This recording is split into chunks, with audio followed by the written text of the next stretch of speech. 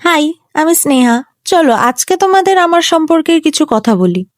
আমি সেই মেয়ে যে কিনা কিছুদিন আগেও ভেবেছিলাম যে হয়তো আমার কপালে সুখ জিনিসটা লেখাই নেই। কারণ আমি যখন ক্লাস 10-এ পড়ি তখন থেকেই আমার দুঃখের দিন স্টার্ট হয়। ঘরে বসে অনেক কাঁদতাম আর ভাবতাম কেউ কি নেই আমায় এই কষ্ট থেকে দূর করবে, কারণ আমার কষ্ট দেওয়ার মানুষই ছিল আমার নিজের পরিবার আর রিলেটিভ।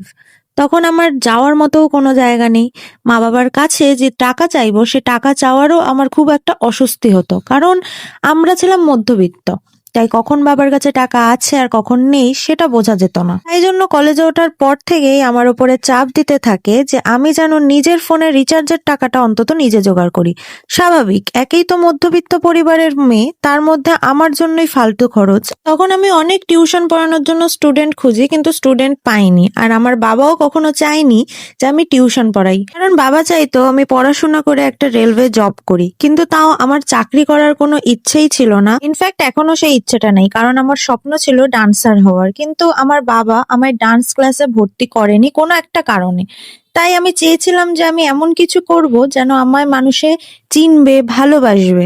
তখন আমি কন্টেন্ট ক্রিয়েশন জিনিসটা বুঝতামই না। হ্যাঁ, ইউটিউব ভিডিও দেখতাম, ভিডিও বানিয়ে ফেমাস হচ্ছে সেটা দেখতাম, কিন্তু আমি নিজে যে যে ওইটা করব সেটা আমি কখনো ভাবিনি। হ্যাঁ, নিজের শখের জন্য একটু রিলস বানাতাম অবশ্য, কিন্তু কি জানো তো, আমার কখনো সাহস হয়ে ওঠেনি যে হ্যাঁ আমি এই রিলসটা নিয়ে কখনো এগোবো। ঠিক সেই মুহূর্তে আমার লাইফে এমন একজন আসে যে কিনা আমাকে সেইভাবেই হাসি খুশি জীবনটা দেয় যেটা আমি ছোট থেকে চেয়েছিলাম। আমার মাথার মধ্যে তো একটা ভয় ছিলই যে আমার লাইফে ভালো জিনিস বেশি দিন কখনো ঘটে না, তো সেই ভয়টাকেই দূর করে আমার লাইফের আশা সেই মানুষটা আমাকে সাহস যোগায় যে তুই পারবি। ওর সাথে যে আমি সম্পর্কে আছি সেই জিনিসটা আমি রিভিলই করতে চাইছিলাম না, তাই আমি ওকে নিয়ে কোনো ভিডিও আগে বানাতাম না। বানাতাম শুধু এডিটিং ভিডিওগুলো, যে স্ট্যাটাস ভিডিও হয় ওইগুলো আমি এডিট করতাম, আর ওই ভিডিওগুলোই আমার পার্টনার পোস্ট করতো। হুট করে একদিন ওর মাথায় বুদ্ধি আসে যে হ্যাঁ আমরাও তো কন্টেন্ট ক্রিয়েশন করতে পারি।